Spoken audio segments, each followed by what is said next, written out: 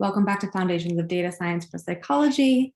We're continuing here with the basics, and we're going to be talking about data types and structures in this lecture. So to jog your memory, in one of the previous lectures, we introduced the concept of object-oriented programming, which is a programming paradigm based on the concept of objects, which can contain data and behaviors. So all the programming languages that you're going to be using, the scripting languages, are all use object-oriented programming. And the objects in object-oriented programming can include data objects, so data stored in some format, or behavior objects. So behavior stored in the form of procedures, where the sort of procedure or commands themselves can also be stored as objects. In object-oriented programming languages, the data objects are like the things, like nouns, and the behaviors are like verbs, prepositions, or other language elements that describe how the nouns behave and what operations are performed on them. So things and what to do to the things. So to introduce a new metaphor, the data objects are involve specifying data and putting them in structures. So things in some structure. So these are the things we're concerned with. What kind of data is it, and how is it stored? What format is it in? So you can think about if we were trying to make something, like make food, make a recipe, the data types are sort of the actual ingredients, and the structures are how are they binned? How are they being stored? In what shape or format are they coming in or being transformed into? And then behavior objects are like instructions for how to manipulate the data. So in this metaphor of a recipe, it would be like the recipe itself. What should the data do? What operations should be performed on the data, right? What should we do to the things in the structures to get the outcome that we want? So different behavior objects include things like commands and functions, which are sort of like telling what to do and assigning some action or some mechanism, so like a verb. Statements are sort of a little bit longer, so kind of like sentences.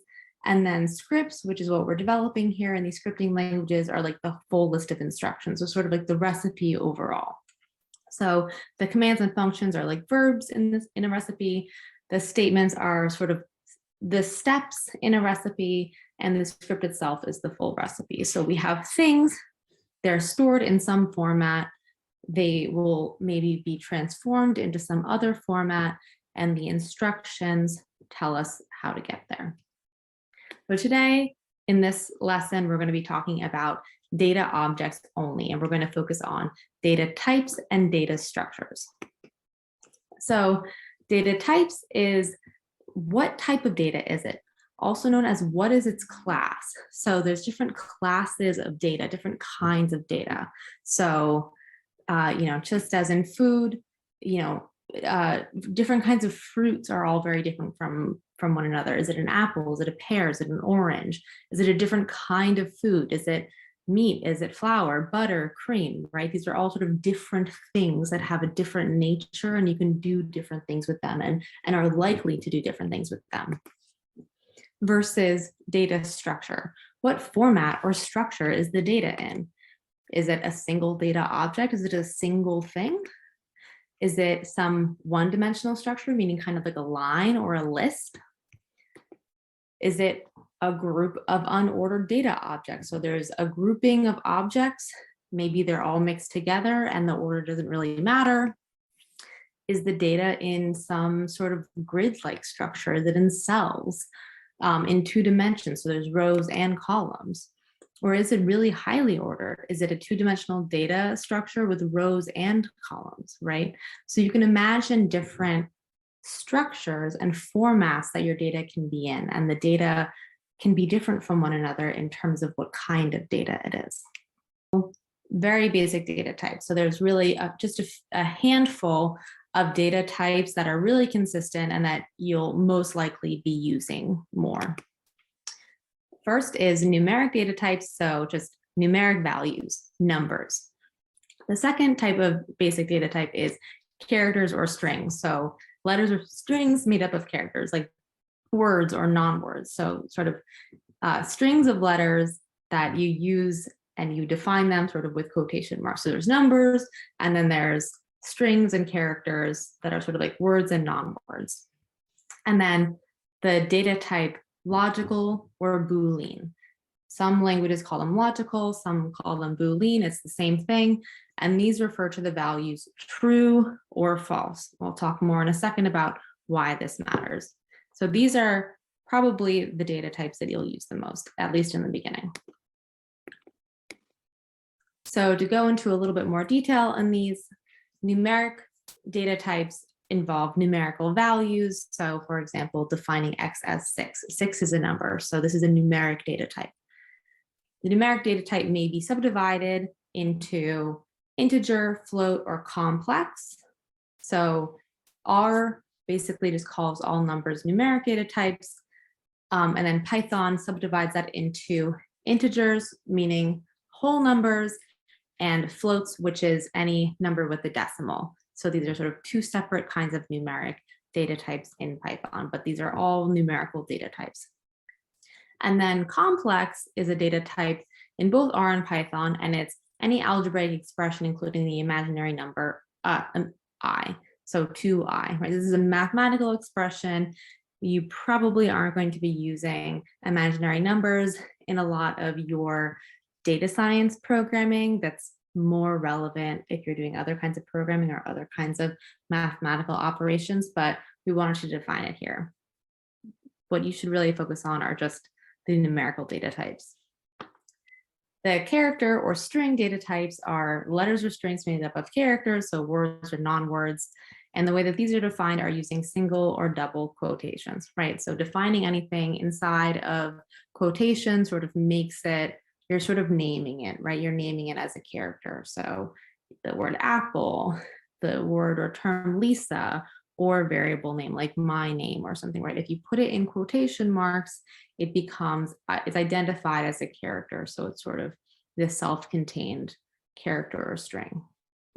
And then logical or Boolean types are the values true or false.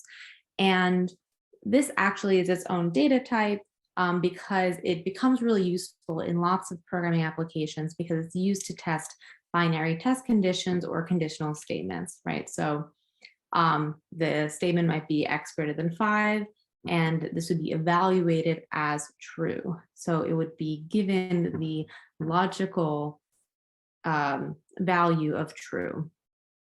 If X is 6 and the statement X less than 5 is evaluated, it would be given the logical value of false. And this is used actually a lot in programming to sort of test things and sort things. And in conditional statements, when you're trying to define a logical flow for a sequence. So just hold on to that and we'll return to it when we talk about applications. Okay, so those are the basic data types, the different kinds of data.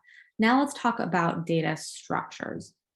So the different kinds of data structures vary based on the number of dimensions and the number of different types of data they contain.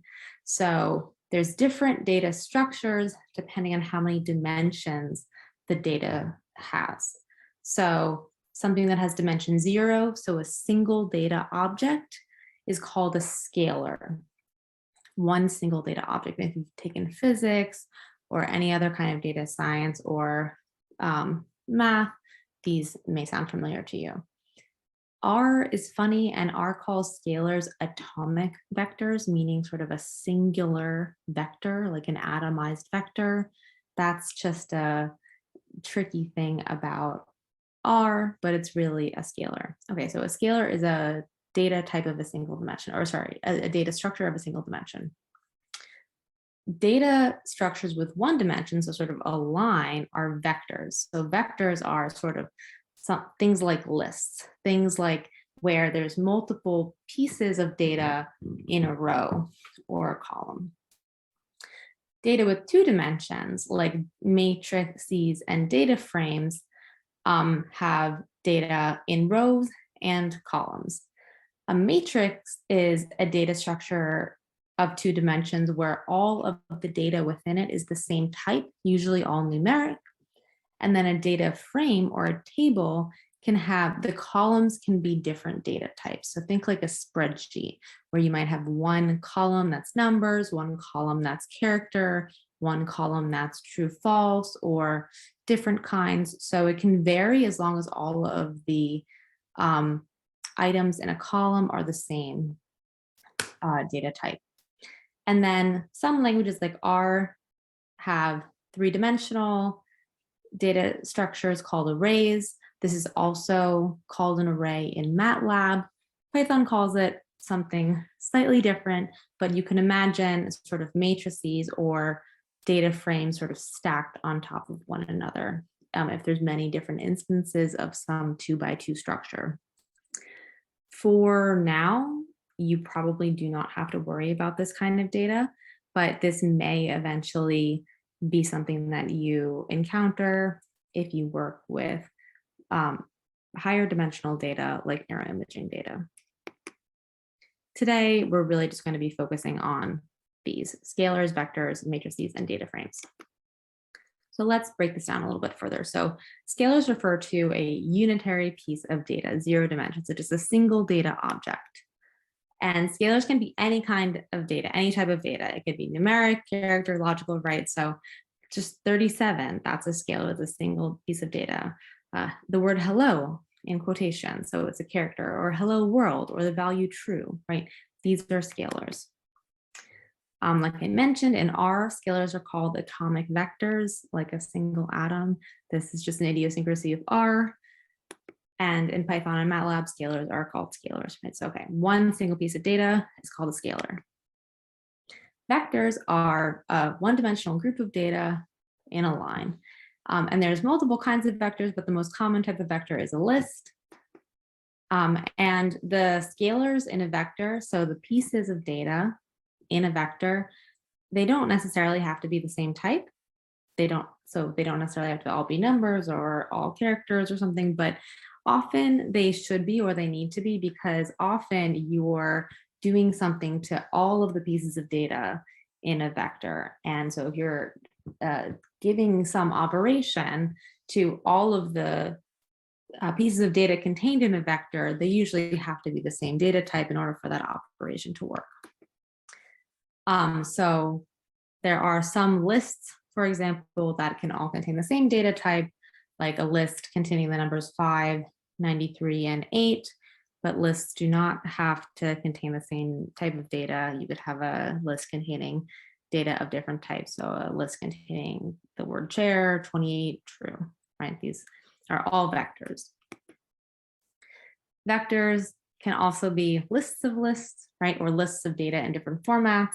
So really a vector is just anything that is sort of assigned that way, where there's sort of data in a row, but it can be sort of folded up. So there's actually a lot of data contained in that single line.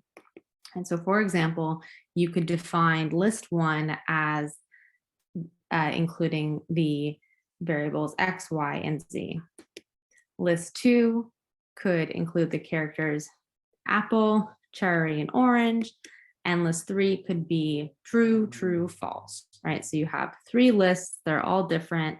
And then you could make a list of those lists, right? A list 4, which contains list 1, list 2, and list 3. I'm not sure why you would have a list like that based on using this example, but you can imagine times when you might want to group lists together for some reason. It's just something to keep in mind. But otherwise, vectors are just one-dimensional in the sense that the sort of rows, lists, columns, where there's data sort of one after the other in a single dimension. There's other vector types to be aware of that we won't go into as much, but you would learn these in other classes. Dictionaries are a kind of vector. Dictionaries are lists of key value pairs. So where there's 2 sort of terms or a key and a value, and they go together. So they're defined in that way. This is useful for some data applications. They're used in both R and Python. We're not going to go into them for now, but you should be aware of it. And then one sort of additional layer is that in Python, there's other kinds of vectors besides lists. So in R, lists are very flexible. You can define them, redefine them, add to them, and it's all just a list. But in Python, there's something called a list, there's something called a tuple, and something called a set. And lists are mutable, meaning that they can be changed. They're ordered. You can index them, you can cut them up, you can find different elements of the list, and you can have more than one of the same element. So you could have the number 2 in a list multiple times. A tuple in Python is like a list, except it can't be changed. It's not mutable. So once you define it, that's it. And then a set is mutable, but it can't be ordered, indexed, and it can't have duplicate elements. So this is just like one, set of things, and it's defined, but you can't sort of index it. You can't go searching within it. But lists are really the most versatile of this grouping. As you can tell, there are certain applications where you may need to use a tuple or you may need to use a set for a specific purpose. But for now, we're just going to be talking about lists, and we're just going to be dealing with lists. Okay, so that was all vectors, so one-dimensional data types. Now let's talk about two-dimensional data types. First are matrices, so a matrix. And a matrix is a data object in which the elements are arranged in a rectangular layout in 2 dimensions. So it has a certain number of columns and a certain number of rows. And what makes a matrix is that all of the data elements are of the same scalar type. So they're all the same type of data. Typically, this is numeric data because matrices are used a lot in higher order math. They're used a lot in neuroimaging, for example, or doing transformations in engineering. It is possible to have matrices of other data types, but that's less common. So matrices are rectangular, 2-dimensional layouts of data. There's rows and columns, and usually they're all numbers. The other kind of 2-dimensional data type is a data frame. And data frames are rectangular tables where each column has the same number of rows. So all of the columns have the same number of rows. So it's a rectangle. There's not sort of different lengths of columns. But this is basically like a spreadsheet, right? So it's the equivalent of a spreadsheet in programming. So if you use Excel, you're familiar with this concept. This is most likely the most common kind of data structure that you'll interact with for data analysis, because a lot of the data that we use is in a data frame. And the key feature of a data frame is that the columns and rows can be named. So you can actually name them and then refer to them. This is really useful. So like in Excel, where there's names at the top, or SPSS where there's names at the top. And each column and row of a data frame is a vector and can be manipulated independently. So sort of a column can have a name and it can be treated like a list. It can be treated like a vector, and that ends up being really useful. And the other key feature of a data frame is that the columns can have different kinds of data in them. So within a single column, it has to be all the same kind of data, but different columns can have different data types, which is very common in data analysis.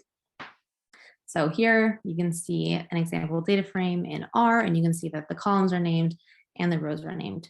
More often the columns are named, and then you can refer to the column names and manipulate them. And this is what a lot of your data will look like. And then let's just talk about data frames in R and Python. So as I mentioned before, R is specialized to work with data frames. It was designed for it, so we don't need any additional packages. To work with data frames in Python, we need to use the pandas package. So it's just an additional thing that we need to just install for Python. Many of the functions that manipulate data frames in the pandas package are very similar to the ones we use in R. So we just need to go through this additional step of installing the pandas package to work with data frames in Python. And to do so, we'll also explain what packages and libraries are and go through that installation process. Okay, so now that you know about different data types and structures, we can actually start to create data objects. So let's learn how to create data objects.